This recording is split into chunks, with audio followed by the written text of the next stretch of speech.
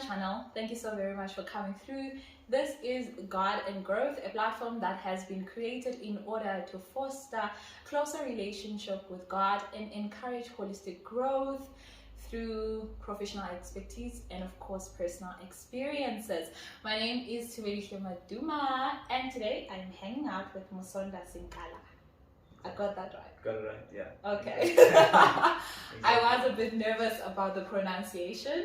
Yeah, but I mean, I myself also don't know how to pronounce it properly, so. Why? I mean, my mother tongue is Bemba.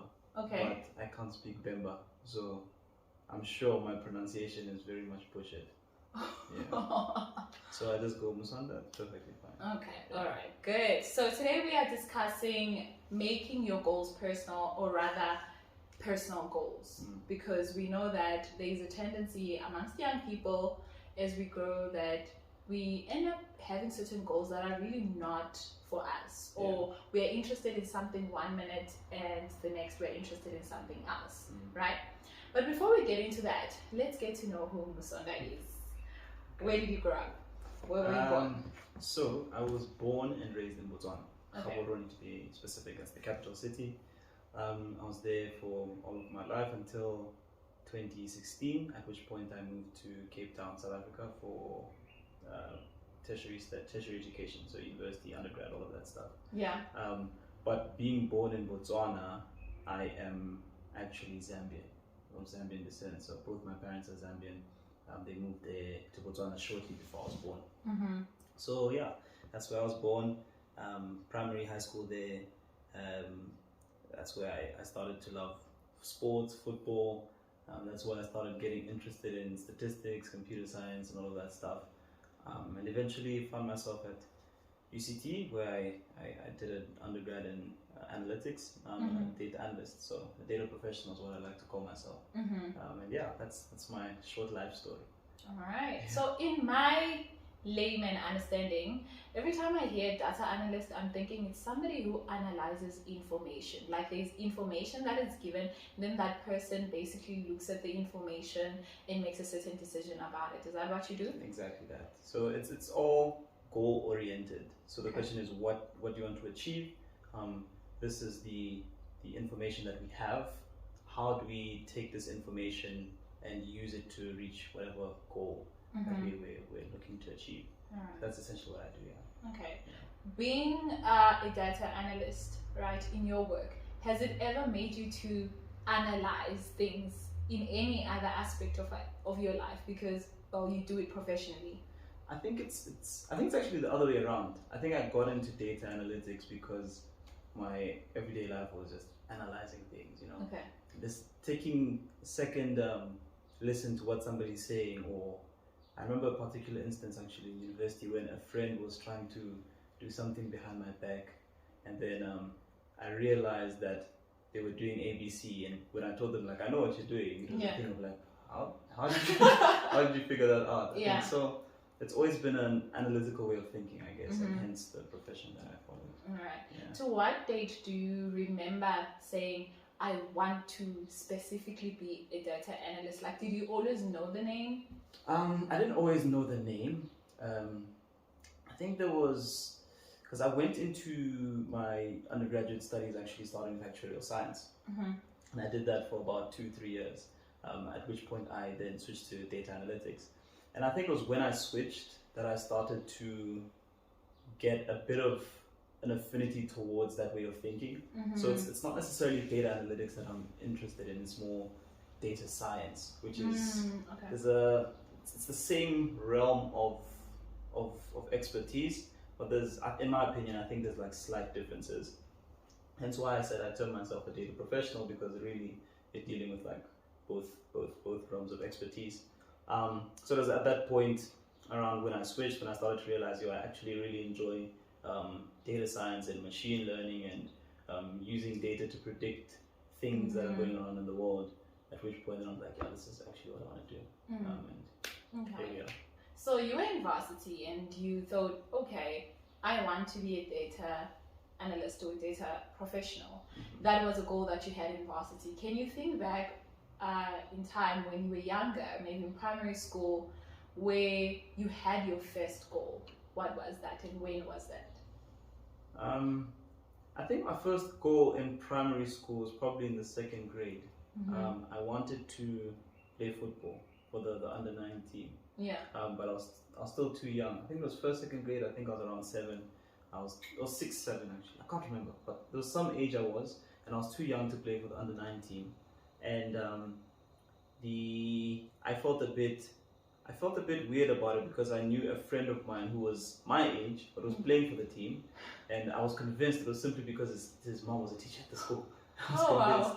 Wow. So my goal then was very simple, just to make it to the under 19, and eventually in the next year I did make it.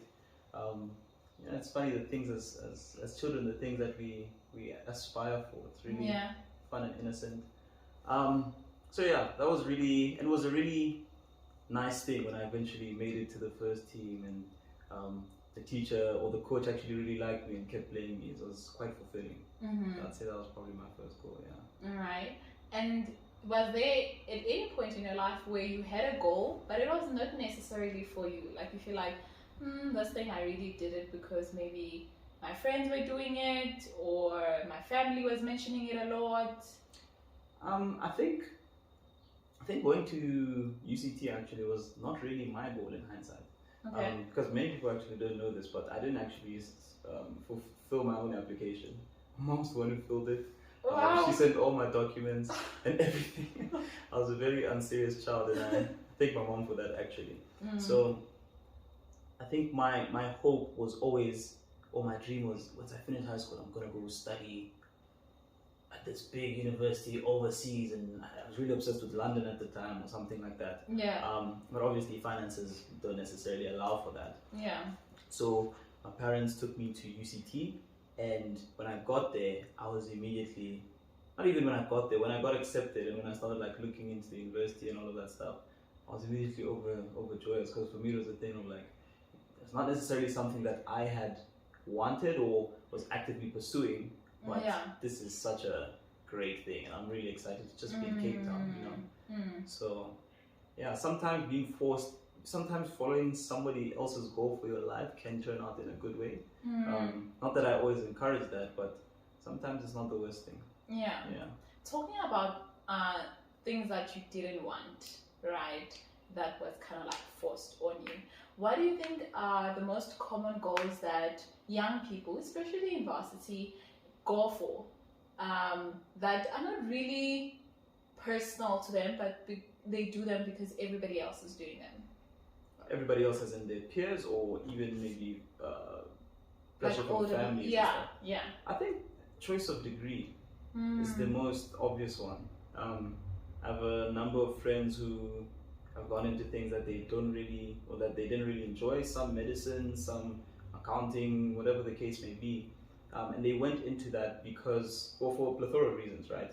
There's, say, perhaps the pressure from their parents to say, we want a doctor in the family, we want a lawyer in the family, and then you go down that route. There's pressure of, say, from your teachers to say, oh, you're really, really smart. You're really good at math. Go and do actuarial science. And that's something that somebody has imposed on you, but you've not necessarily taken the time to think, is this really for me? Yeah. So in university, I think the most obvious one is really choice of degree, choice of study. And it does, I think sometimes it works out well, but other times it has some serious negative ripple effects in somebody's life eventually. Yeah. All right. So now you're a professional, no longer in varsity. Did you have any goals when you were coming into the professional world? Besides, like, oh, I'm so excited that finally I get to do this thing professionally. I think I just wanted a job. I think that was my goal. I just wanted a secure job with a good pay, so I can live a good life and live in a good place, have a car, eventually get a mortgage or something like that. That was really the goal. Just get a job, that first job that would get my foot in the door. Because I was convinced. I remember actually, I was convinced because I had a bit of a tough time actually getting jobs in South Africa because I'm not from here. Yeah. But I was convinced that if one company just gives me an interview, I'm gonna kill that interview. Yeah. and I'll get a good job, and it happened. Ah, look at So, you. yeah, so yeah, that was really my goal. Just get the job. Just get a job. Yeah. Then you got the job. And I got the job. And then after getting the job, do you feel like you relax? You're like, you know what, that's it. I've gotten the job. Or you started then having more goals. And what were those goals? I think there definitely were more goals. I think it's not the goal didn't necessarily come solely as a result of the job. That definitely was an influence on the plethora of goals that rushed in, but also just my development as a human being. Yeah. So, like growing as a human being, be that spiritually, mentally, even I don't know what the word is for wisdom, but growing in wisdom as well. Yeah. And I think the one thing was just to do well at my job, and to get to a point where like my seniors acknowledge that I'm doing well. That was something that really drove me. Another thing was to get a lot of technical exposure, because like I really enjoy the coding and the computer science and the statistics and all of that stuff. So get as much of that as I can, because those are skills that are really sought after in the job market and things like that. Eventually get some form of a postgraduate qualification and things like that. So it's like, I think with me, what I've experienced in my short life is that when I experience even just a little bit of success, it kind of like ignites this thing of like, okay, now I want to do this, now I want to do this, now I want to do this. So yeah, there was a lot of things that came in. Okay, that's good. What advice would you give to somebody who is a young professional coming into whatever profession that they're coming into? What goals do you think that they should have as a professional and also as a person? As a professional and as a person, I think the two are linked. Yeah. Because I mean, I can sit here and say your professional goal should be to excel in your job or your career, whatever the case may be. Yeah. But I think from my experience, the most important thing is to understand who you are. If you can gain an understanding as to what type of person Musonda is, who am I, then you start to understand what is it that drives me, what is it that makes me scared, what is it that gets me excited, what is it that I excel at. And in understanding these things, you can start to fill in the gaps, be that personally, be that professionally. You can understand, okay, I'll give you a personal example. I struggled for the longest time with like pressing deadlines. It gave me like a shot of anxiety. And I'd struggle to perform. But once I understood that, then it became a thing of, okay, now that I understand this, how do I best go about counteracting that anxiety when I experience it, such that I can perform at a top level? And when you start to do that, then you start to excel at your job. So it's some form of like not domino, is it dominoes? Yeah, dominoes. Once the first one falls, you get a better understanding of yourself, the next falls, then the next falls, and the next falls. Some form of a ripple effect, I'd say. Okay, good. Somebody who is having some New Year's resolution, you know how everybody is excited right now, like I'm gonna do this, I'm gonna do that. What advice would you give them to say, okay, new year, new me, right? But what can you take from the old you that is important to always have, regardless of the fact that you are reinventing yourself? I'd say, I think it goes back to what I mentioned previously as well. Just having an understanding of yourself. Right? Like you understand, I mean, new year, new me is a very popular thing that we like to say and stuff. Sometimes it's not necessarily the case. Like sometimes you find yourself maybe in older habits that you were not happy with, and you want to get out of those habits. And understanding who you are basically allows you to understand that it's not just as soon as it hits the 1st of Jan, it's a switch and like, okay, I'm doing things different. It's understanding, okay, where are my weak points? This is where like I've kept falling over the previous years. How do I make sure that I don't say fall again? How do I make sure that I improve? So the core thing I believe in, like goal setting, even as we aspire for like having a better 2023 relative to 2022, would be understand yourself. That's the most important thing. Understand it. Okay. I'm glad that you just mentioned something about goal setting. What are the most common mistakes that you see, maybe even amongst your friends, that us as young people make when it comes to goal setting? I'd say, I think a lot of the time we're not honest about things. You'll find, and that's a packed statement because there's like different ways in which we're not honest, right? You're not honest in the sense that you say, I want to do ABC. Yeah. But deep down, you know you don't want to do ABC. Yeah. Just doing it because everybody else is doing ABC. The peer pressure effect or whatever the case may be. You can also say, I don't want to do ABC. But deep down, you do know that you want to do ABC, but you don't want to do it because you think there's some negative connotations or perhaps you're scared of it. So I think it's just not being honest with yourself. Being honest about what it is that also you can achieve in a certain time period. It doesn't make sense if I'm coming into, say, my first year of work in 2023, that I say that this year I want to be the most senior person at the company. Yeah. A ridiculous example, but I think the idea or thinking behind that example still exists. Just be honest with yourself in the sense of what can I achieve given a certain time frame, just to avoid disappointment. Okay. And All right, good. So we're gonna play a game. Okay. This is just to get to know you a bit, and also just to see how you can link your personal life to your professional life, and more than anything, your creative skills, right? So we're gonna start off with this one. We're going to make a sentence out of the sound of the 3 letters in your name. That start with your name, right? So for example, my name is Thubelihle, right? And I love presenting. So I can say, to be a good presenter, I need to practice more. So I'm making a sound with those first few letters, right? So tell me something in relation to your profession that can start with Mu. Okay. That's a pretty tough one because I'm trying to think of like what starts with Mu. Moving from an hypothesis to the diagnosis requires a lot of statistical procedures in the in-between. So be that hypothesis testing, be that machine learning predictions and stuff like that. There's a lot that happens in between those two. High five. Not bad at all. I mean, big words right there for somebody who doesn't know what he's talking about, but it sounds correct. I also don't know what I'm talking about. Okay, so the other one, I'm just gonna mention words, and I need you to tell me the first word that pops into your mind. Please do not overthink it. Just like say it as it is. Okay. Money. Time. Job. Money. Mother. Father. Glasses. Wine. Fine. Happy. Good one. Oh, this has been nice. Thank you so much, Musonda. Thank you for having me. I've really enjoyed myself. Right.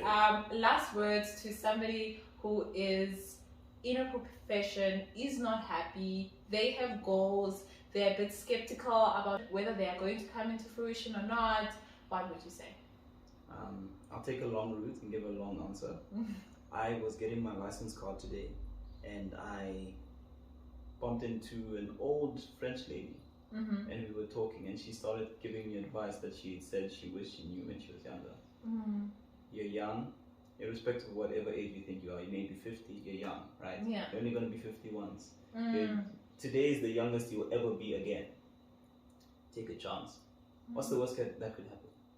What's that could happen is you fail, right? What's that happens, you get told no. Obviously, I'm not saying this without a reason, right? It doesn't make sense to gamble your whole life savings and stuff. But within reason, take a chance.